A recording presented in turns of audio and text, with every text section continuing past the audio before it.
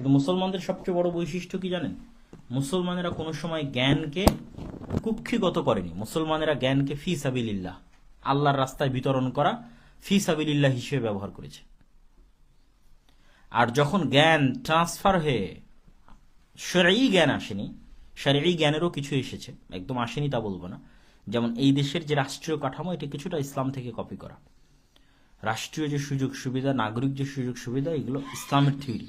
যে কল্যাণমূলক রাষ্ট্র হবে, এটা হচ্ছে ইসলামের থিওরি, যেখানে নাগরিকের সকল সুযোগ সুবিধা নিশ্চিত করা হবে। কিন্তু সামাজিক লাইফে ইসলাম নাই, কালচারাল লাইফে ইসলাম নাই। বাট স্টেট রুলস অ্যান্ড রেগুলেশনের মধ্যে অনেকটা ইসলাম থেকে কপি করা হয়েছে।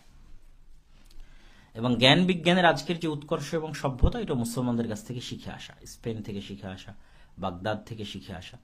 যখন তাদের কাছে জ্ঞান চলে এসেছে, তখন তারা সেটাকে কুক্ষিগত করেছে। তারা আর ফি সাবিলিল্লাহ ফিরি দুনিয়াবাসীকে জ্ঞান শিখায়নি।